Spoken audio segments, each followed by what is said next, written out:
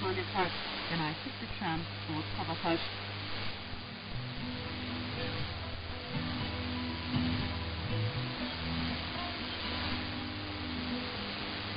Getting to Dolmabahce Palace from kHz was quite easy. After getting off the tram, I walked toward the shoreline, just near the kHz pier. In just 5 to 10 minutes, I arrived at the palace's main entrance. Watching the view of the Bosphorus along the way was wonderful. Even from a distance, the palace's magnificent exterior was impressive, and as I stepped inside, I felt like I had entered an entirely different world. Located right on the Bosphorus, this incredible building showcases the Ottoman Empire's face turned toward the west. With its European-style architecture, stunning halls and elegant details, it was a true work of art. I first entered the Selamlik Mabeyne Pavilion, the section where the Sultan's official reception rooms were located. Enormous chandeliers, gold-leafed ceiling decorations, and grand marble staircases mesmerized me. Then I moved on to the harem section. This was the private area where the Sultan's family and inner circle lived. In this splendid setting, I felt like I was in a historical period film.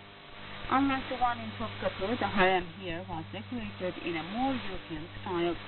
Finally, I visited the room where Mustafa Kemal Atatürk passed away. At that moment, I deeply felt as if I was journeying through history. The clocks were stopped at 9:05, just like that moment in time. After this intense gaze, I sat by the Bosphorus for a while to rest. The palaces of Istanbul are not only remnants of the past, but also very much a part of the present. These two palaces were so beautiful and grand that I didn't realize how quickly the day had passed. I returned to my hotel, had an early dinner, and settled into rest. When I laid my head on the pillow and closed my eyes, I felt as if I were walking through the mysterious corridors of the palaces.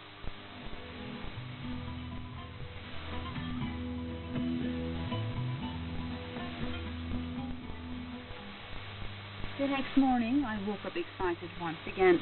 That day, I was going to explore Beylerbeyi Palace, located on the other side of the Bosphorus, and Yıldız Palace, one of Istanbul's hidden treasures. After a nice breakfast, I left my hotel and took a bus from Taksim to Beşiktaş. From Beşiktaş, I boarded a ferry to the Asian side of Istanbul. As soon as I arrived in Beylerbeyi, my first stop was Beylerbeyi Palace. This palace was built by Sultan Abdulaziz as a summer residence. It was a favorite spot for hosting the most important guests of the Ottoman Empire, kings and emperors from Europe. When I entered, the first things that caught my attention were the massive crystal chandeliers and the carpets imported from Egypt. The marble pools in the garden were also stunning. Divided into harem and selamlik sections, the palace offered an incredible view of the Bosphorus. It was designed specifically to stay cool during the summer months. After finishing my palace tour, I took the ferry back to Beşiktaş. From there, it was a short walk to Yıldız Palace.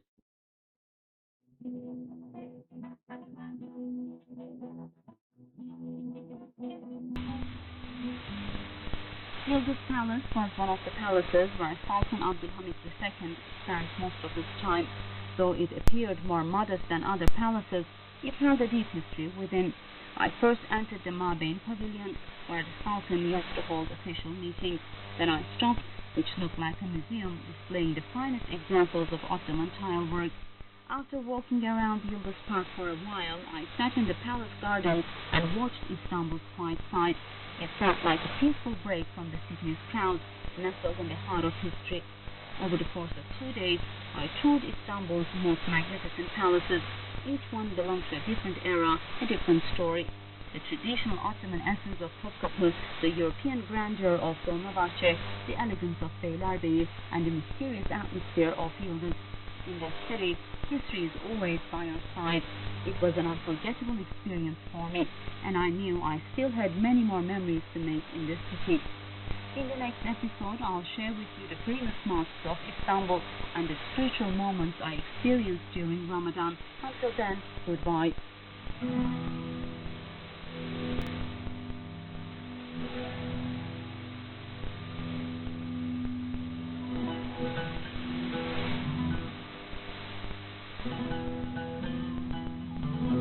Travelogue.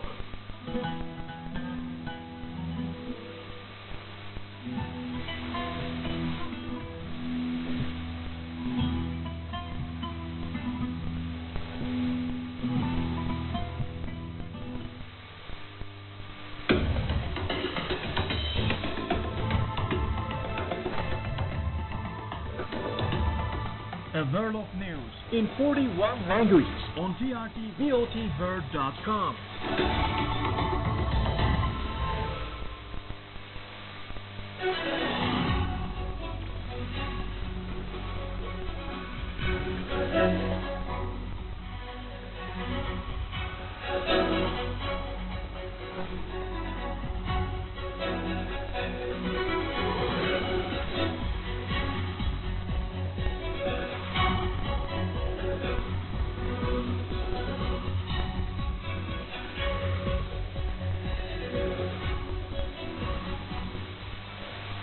The pulse of Turkish foreign policy.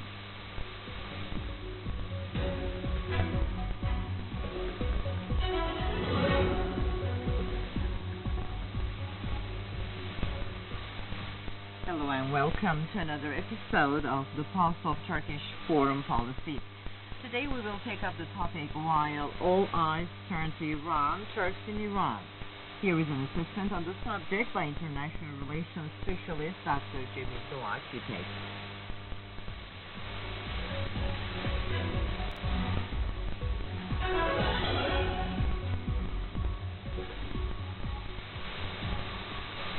Iran, one of the countries that attracts attention in the Middle East, is increasingly on the international agenda with its nuclear energy program and threats of military operations by states that are disturbed by this program.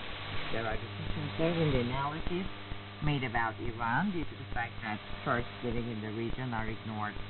Iranian Turks are one of the most powerful communities in Iran, with a population of around 30 million.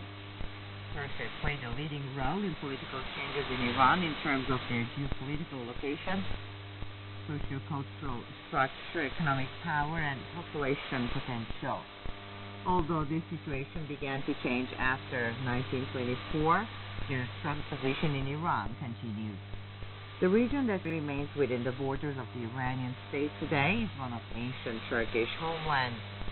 This region has been under the rule of many Turkish states and communities in various periods throughout history. The Great Selçuk, Ilkhanate, Safavid, Karakoyunlu, and Akoyunlu states can be given as examples of this. Azerbaijani Turks, Kashkais, and Turkmen Sahra Turkmens in Iran constitute the Turkishness of the region today. The Azerbaijani geography was divided into two, with the Turkmenchay Treaty of 1828 and the Aras River formed the north-south Azerbaijan border. Northern Azerbaijan was left to Russia and southern Azerbaijan to Iran. Although this division had deep effects on Turks on both sides, commercial and cultural relations between Tabriz and Baku continued. The Turkish origin dynasty that has ruled Iran for centuries ended in the first quarter of the 20th century. The Persian origin Pahlavis began in its place. This change marked a significant turning point for Iranian Turks. Due to the Persianization policies implemented by the Pahlavis, Iranian Turks were subjected to political and cultural oppression and assimilation. Turks played a critical role in the 1979 Iranian Revolution. Events that sparked the revolution began in January 1978 in the Qom Madrasa and quickly spread to Tabriz and other Turkish cities. Large-scale protests, especially in Tabriz, attended by students and bazaar tradesmen, were effective in ending the Shah's regime. With the Shah leaving the country, Iranian Turks gained freedom to engage in press and publication activities, albeit for a short time.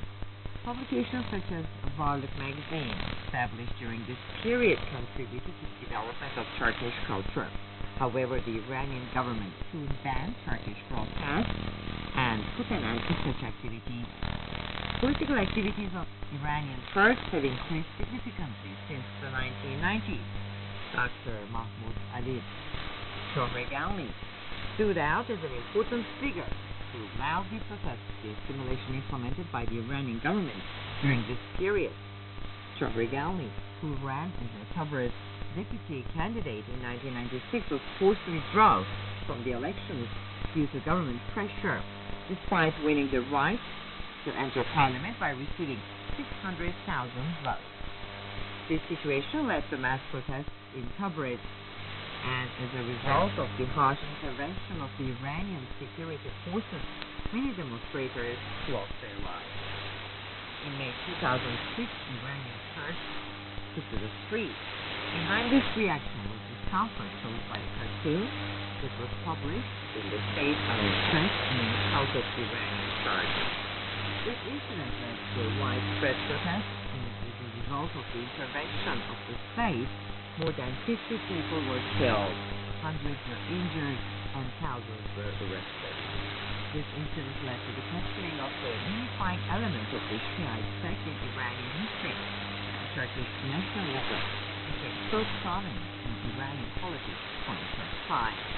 In 2015, a children's program broadcast on TV2, a channel affiliated with the Iranian Radio and Television Corporation, showed a father and son speaking Turkish, complaining about the hotel's bad smell. The insult of the receptionist towards the father and son in this program caused great reaction from Iranian Kurds. The reaction grew on social media. The program was taken off the air, and TV2 channel officials apologized.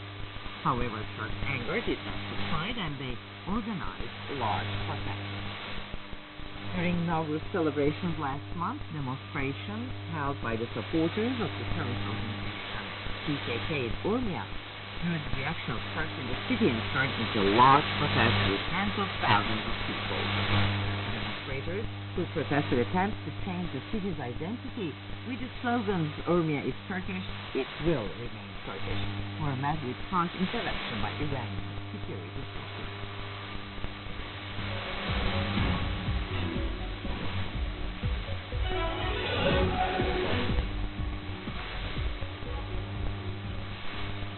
Today, the identity perception of Turkishness in different cities of Iran differs due to distance from the center, historical connection, economy, and social life services.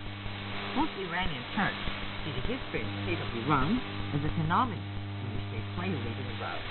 However, development after 1990 also brought about new identity perceptions in Iran.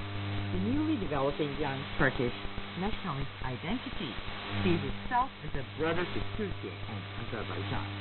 This new intellectual development is still in a socializing trend. Iranian people follow Turkey closely. There is especially intense interest in Turkish media.